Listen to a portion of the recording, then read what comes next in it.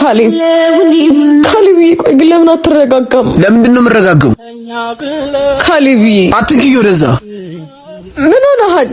ቤተሰቦችን እናደኩበትን ቄትቼ የመጣሁት እኮ አንተን ብዬ ነው። በማላውቀው ማህበረሰብ ውስጥ የምሰራው እኮ ላንተ ስል ይግባህ እንጂ ካሌብ እኔ እኮ ያለ ምንም እቅድ ድንግልናዬን አሳልፌ የሰጠው ካላንተ ባዶ መሆኔን እንድታውቅ።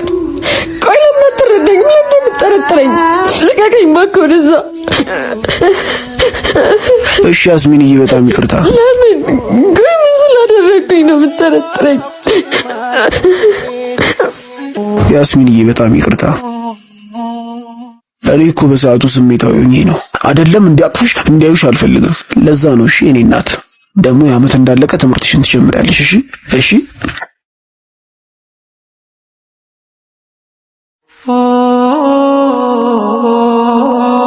ከካሌብ ጋር ያለምንም ጥንቃቄ ወሲብ መፈጸማችንን ቀጠልን። በሰዓቱ ማገናዘብ አልቻልንም ነበርና ትንሽ አሞኝ ክሊኒክ ሄድኩኝ። ነፍሰ ጡር ነሽ? ምን ዶክተር? ነፍሰ ጡር ነሽ? የእናቴ እርግማን ነው ወይንስ የኔ እንዝላልነት? መሬት ተከፍታ ብትጤኝ ደስተኛ ነበርኩ። በሰዓቱ ለካሌብ መናገር አልፈለኩም ነበር፣ ምክንያቱም እንዳያጣኝ ስለሚፈራ ይወለድ ይል ነበር።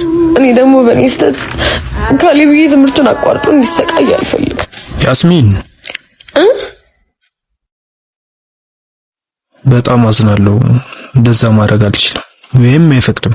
በዛ ላይ ደግሞ ኃጢያት ነው።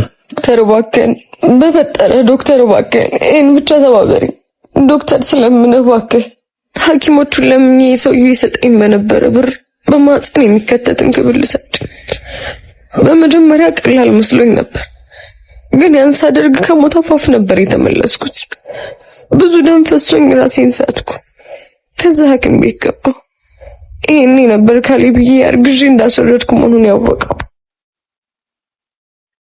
ብቻ እንኳን አለፍኩ። ለአንድ ሳምንት ያህል ስራ ቀረው። በእንኪ ሰውዬሽ ገንዘብ ልኮልሻል።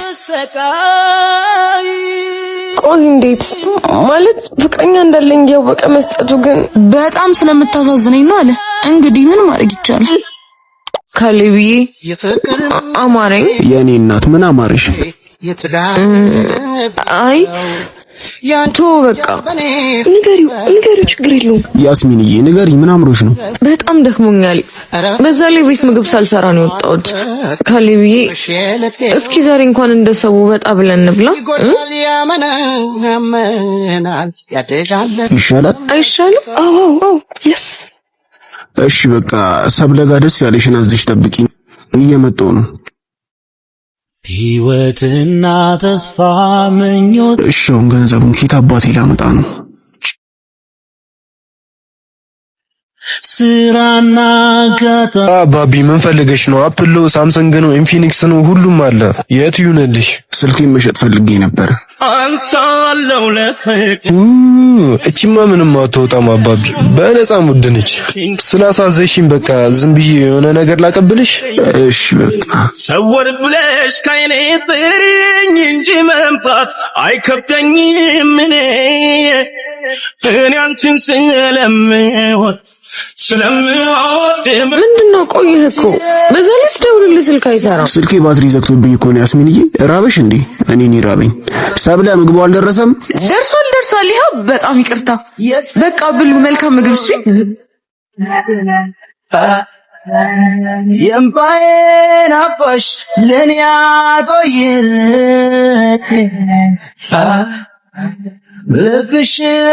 ሰብለ ሂሳብ ከፍያለሁ። ማለትማ ሰጥቻት ነው ያዘዝኩት። እኔ እያለሁ አንቺ ለምንድን ነው የምትከፊው? ካሌብ ደግሞ አንተ ለራስህ ተማሪ ነህ፣ ታመጣለህ። ያስሚንዬ እኔ እናት ከምን ከቤትሽ አውጥቼ ለዚህ ፍላጎትሽ እንኳን አነስኩልሽ አይደል? አንቺ ለኔሽ ልዩ ልባም መልካም ሴት ልዩ ፍቅራስ ፀሐይ ከሰውት በሳምንቱ እያመመኝም ቢሆን እንደምንም ብዬ ስራ ጀመርኩ። ያስሚን ምን ነው ያስሚንዬ፣ አመመሽ እንዴ? አዎ በጣም ራሴን እያመመኝ ነው። እኔ አንቺን ቦታ ሸፍኜ እሰራለሁ። እያመመሽማ መስራት የለብሽም። በቃ ሂጂ። በጣም አመሰግናለሁ ሰላምሽ። በሽንፈት ሲከለል ነይ ፀሐይ አንቺን ለመሰወር ፀሐይ ዳመናው ሲኮለል ነይ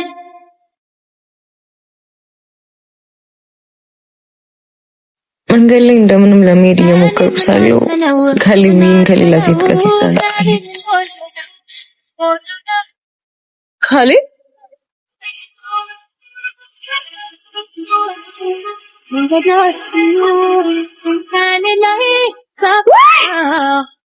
ያስሚን ቆይ ምን ሆነሻል? ያምሻል?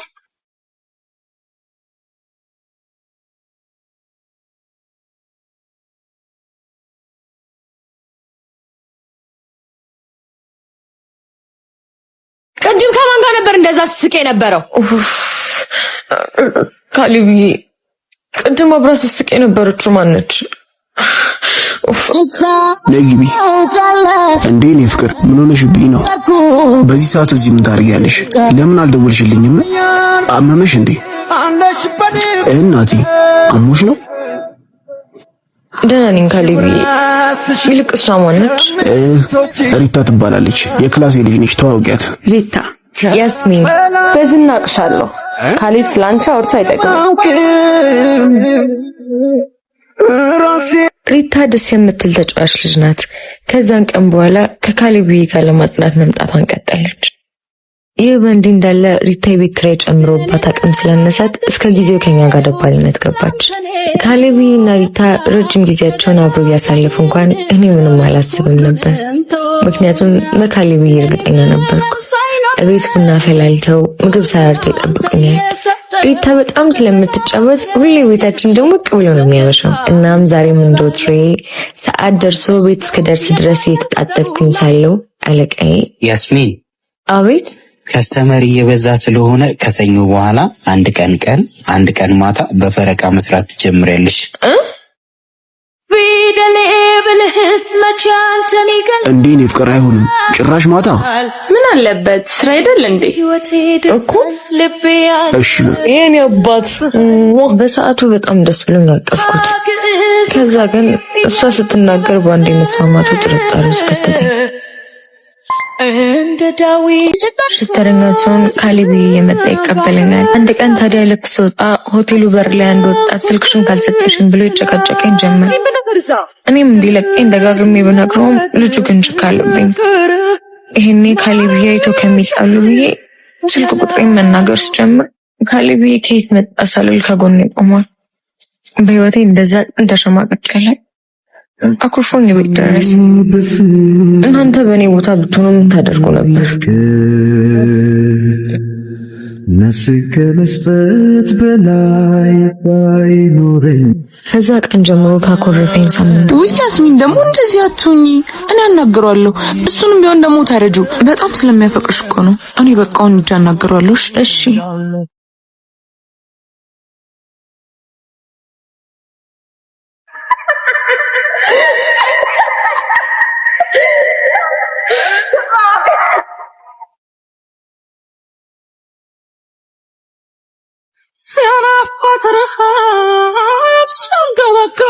ምን አለሽ?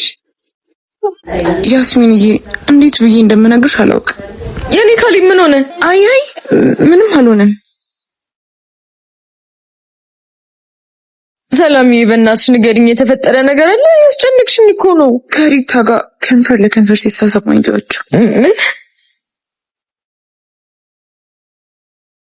ያስሚን አንቺ